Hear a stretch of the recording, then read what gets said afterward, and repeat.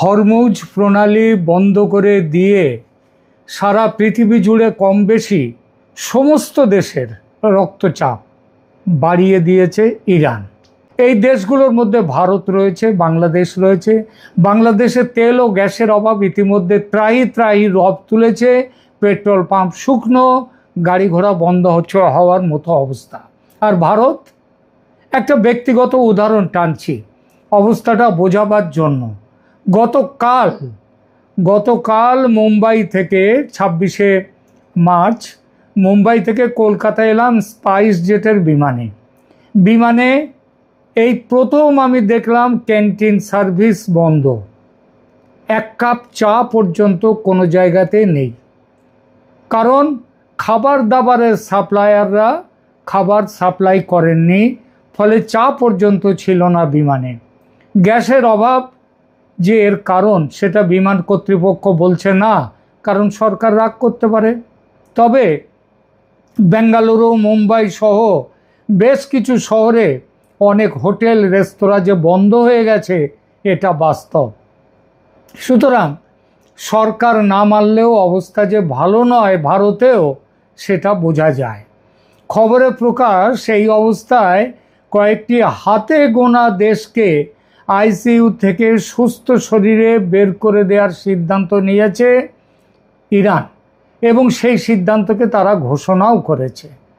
কটা দেশ?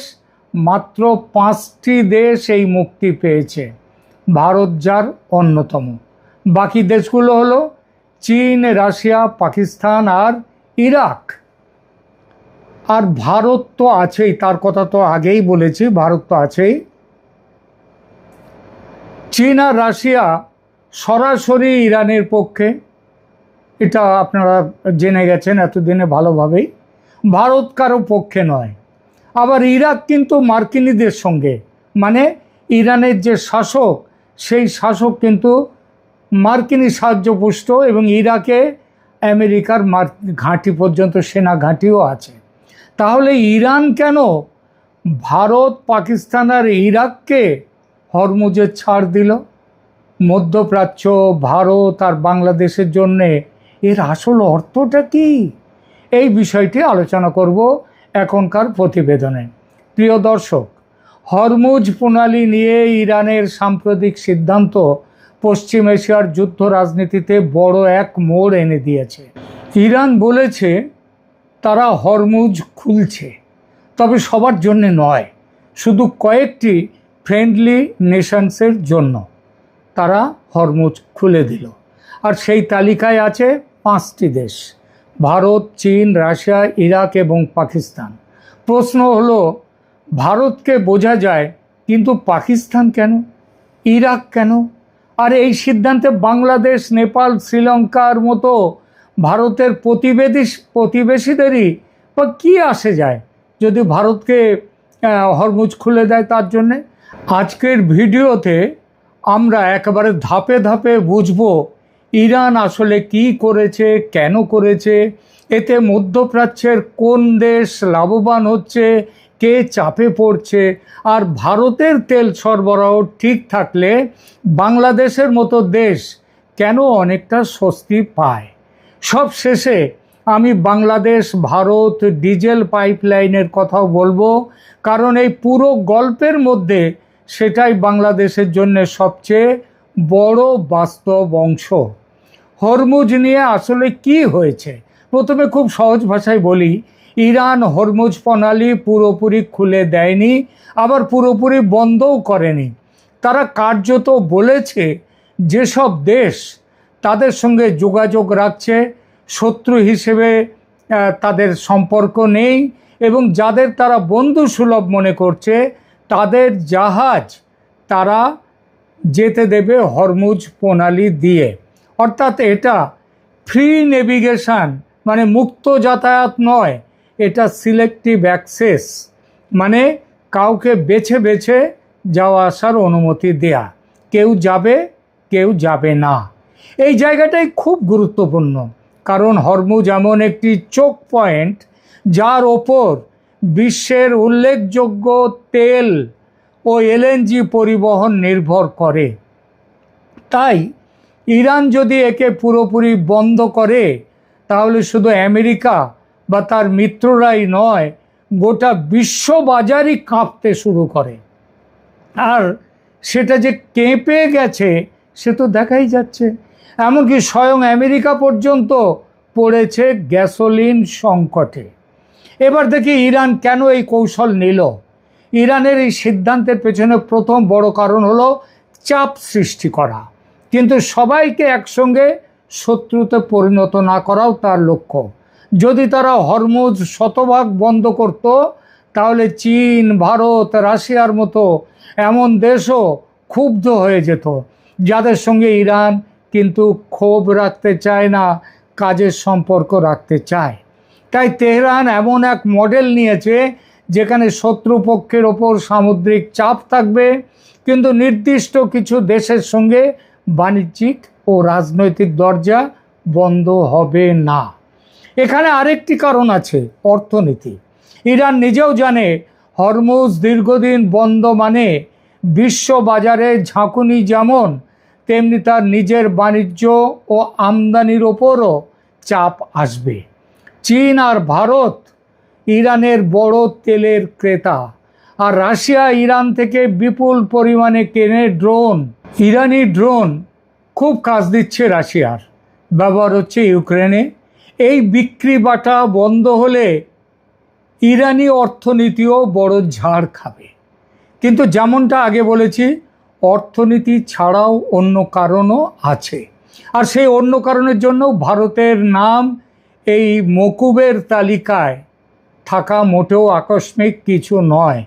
প্রথম কারণ, ভারত ইসরায়েলের সঙ্গে ভালো সম্পর্ক রেখেছে, আবার ইরানের সঙ্গেও যোগাযোগ রেখেছে এবং সরাসরি শত্রু ভাবাপন্ন কোনো অবস্থান নেয়নি।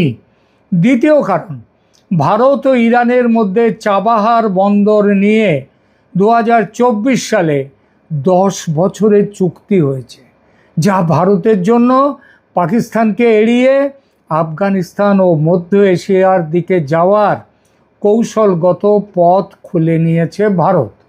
তৃতীয় কারণ, ভারত একটি বিশাল জ্বালানি আমদানিকারক দেশ, তাই ভারতকে আংশিক স্বস্তি দিয়ে ইরান একদিকে সম্পর্ক ধরে রাখছে, অন্যদিকে ভবিষ্যৎ দর কষাকষির জায়গাও শক্ত করছে।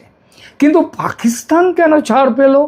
এবার আসি এই সবচেয়ে চমকপ্রদ জায়গায়, পাকিস্তান। আপনাদের মধ্যে এটা নিশ্চয়ই আপনারা জানেন এবং আপনারা অনেকেই মনে করেন যে পাকিস্তান আদৌ ইরানের বন্ধু রাষ্ট্র নয়।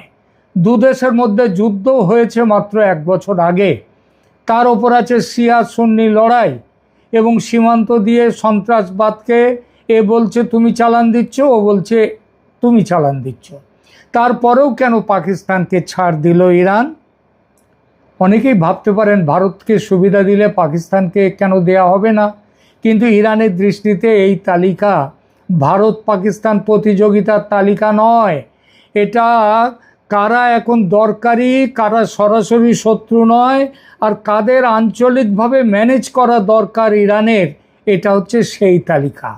পাকিস্তান ইরানের প্রতিবেশী রাষ্ট্র, দু দেশের মধ্যে 900 কিলোমিটার সীমান্ত। এই অবস্থায় পাকিস্তানের সঙ্গে পুরো সম্পর্ক ভেঙে দিলে ইরানেরও বাড়তি নিরাপত্তা ও বাণিজ্য সমস্যা তৈরি হতে পারে, এবং সে কারণে পাকিস্তানগামী ট্যাঙ্কারকেও ইরান আগে পার হতে দিয়েছে, যা দেখায় যে তাদের নীতি ছিল বেছে বেছে ছাড় দেয়া, নিজেদের স্বার্থের কথা মাথায় রেখে অন্যের সুবিধার জন্য নয়। শুধু ভারতকে আলাদা সুবিধা দেয়া নয়, মনে রাখতে হবে ভারত পাকিস্তান লড়াই সেই 1947 সাল থেকে। তবু তারপরেও পাকিস্তান ছিল ভারতের MFN, মানে মোস্ট ফেভার্ড নেশন, সবচেয়ে কি বলবো কাছের ফেভার করার জাতীয় রাষ্ট্র ছিল পাকিস্তান। কার? ভারতের। সেটা যেমন ছিল তেমনটাই পাকিস্তানের সঙ্গে ইরানের সম্পর্ক। আশা করি এবার বুঝতে পেরেছেন। এবার বলা যাক ইরাক কেন ছাড় পেল। ইরাকের গল্পটি আরও বেশি বাস্তববাদী। ইরানে মার্কিন সামরিক ঘাঁটি আছে বটে, তবে ইরাকি জনগণের বড় অংশ ইরানিদের মতোই ঘোর আমেরিকার বিদ্বেষী।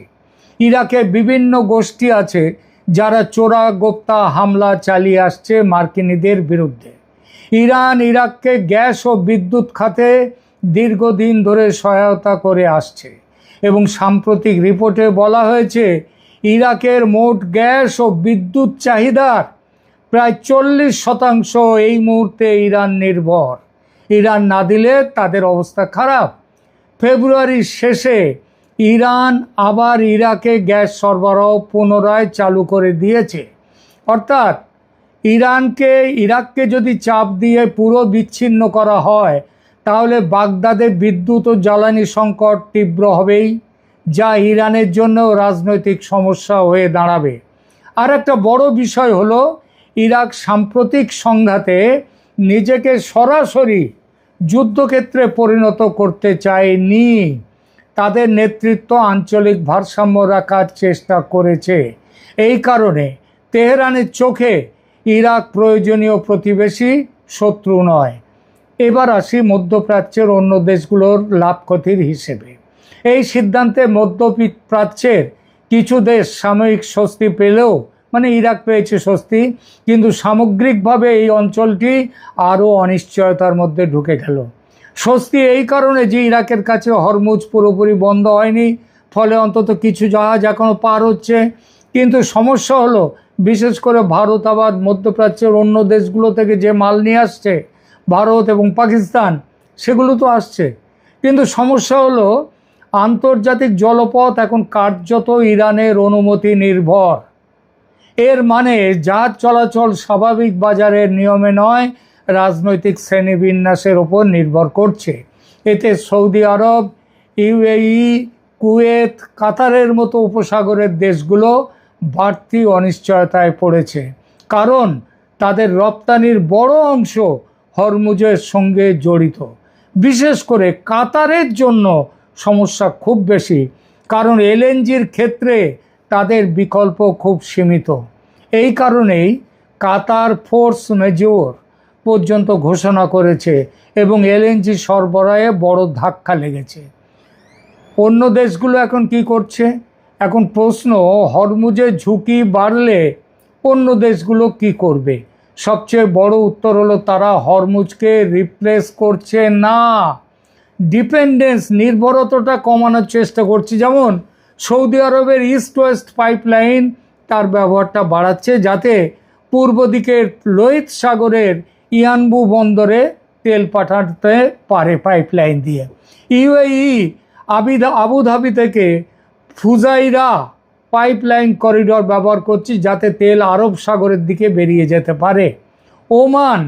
ওমান ডোকাম শহর সালালাকে বিকল্প লজিস্টিক হাব হিসেবে সামনে আনছে। কিন্তু এগুলো সাহায্য করলেও হরমুজের পূর্ণ বিকল্প নয়, কারণ ভলিউম, অবকাঠামো, নিরাপত্তা, 3 দিক থেকেই এসব জায়গার সীমাবদ্ধতা আছে। এখান থেকে ভারতের ভূমিকায় আসি। ভারতের জন্য সবচেয়ে বড় প্রশ্ন ছিল তেলের জাহাজ কি নিয়মিত আসবে? কারণ ভারত শুধু তো নিজের জন্য তেল শোধন করে না, প্রতিবেশী দেশগুলোকেও পেট্রোল, ডিজেল, এলপিজি সমেত বিভিন্ন জ্বালানি তাদের যোগান দেয়। বাংলাদেশ ঐতিহাসিকভাবে সমুদ্রপথে জ্বালানি আমদানির উপর নির্ভরশীল। তাই আঞ্চলিক অস্থিরতার সময়ে স্থলভিত্তিক পাইপলাইন একটি বড় নিরাপত্তা দেয়। বিশেষ করে সেচ, কৃষি, পরিবহন ও উত্তরাঞ্চলের জ্বালানি চাহিদার জন্য পার্বতীপুর ডিপোর গুরুত্ব অনেক। তাই ভারতের তেল সরবরাহ স্বাভাবিক থাকা মানে বাংলাদেশের কাছে শুধু ভারত ভালো আছে এমন খবর নয়, এর মানে বাংলাদেশও ভালো আছে। বাংলাদেশের একাংশের জ্বালানি নিরাপত্তা অনেকটাই বেড়ে যায় সেই নিরাপত্তা। এখন পুরো ছবিটা এক লাইনে বললে দাঁড়ায়, ইরান হরমুজকে অস্ত্র হিসেবে ব্যবহার করছে, কিন্তু এমনভাবে করছে যাতে সব দরজা একসঙ্গে বন্ধ না হয়। ভারত এই খেলায় গুরুত্বপূর্ণ, কারণ সে বড় ক্রেতা, কৌশলগত অংশীদার এবং আঞ্চলিক সরবরাহ চক্রের কেন্দ্র। পাকিস্তান ছাড় পেয়েছে কারণ ইরান আঞ্চলিক বাস্তবতা ম্যানেজ করতে চাইছে, আর ইরাক ছাড় পেয়েছে কারণ জ্বালানি নির্ভরতা ও রাজনৈতিক ভারসাম্যের কারণে তাকে পুরোপুরি চাপ দেয়া ইরানের পক্ষেও সুবিধাজনক নয়। সেটা তার অসুবিধা হবে। আর বাংলাদেশের জন্য বড় শিক্ষা হলো, ভারতের জ্বালানি প্রবাহ ঠিক থাকলে ভারত বাংলাদেশ ডিজেল পাইপলাইন একটি বাস্তব নিরাপত্তা কবচ হিসেবে কাজ করছে। তাই হরমুজ সংকটকে শুধু পশ্চিম এশিয়ার যুদ্ধের গল্প হিসেবে দেখলে ভুল হবে। এটি একই সঙ্গে মধ্যপ্রাচ্যের শক্তির রাজনীতি, ভারতের কৌশলগত অবস্থান এবং বাংলাদেশের জ্বালানি নিরাপত্তার গল্প। আপনার মতে ইরানের এই পদক্ষেপ সবচেয়ে বেশি কাকে শক্তিশালী করলো, ভারতকে নাকি ইরানের নিজেকেই শক্তিশালী করলো? কমেন্টে লিখে জানান। আর এমন তথ্যনিষ্ঠ বিশ্লেষণ পেতে চ্যানেলটি সাবস্ক্রাইব করুন। দেখা হচ্ছে পরের এপিসোডে। ধন্যবাদ।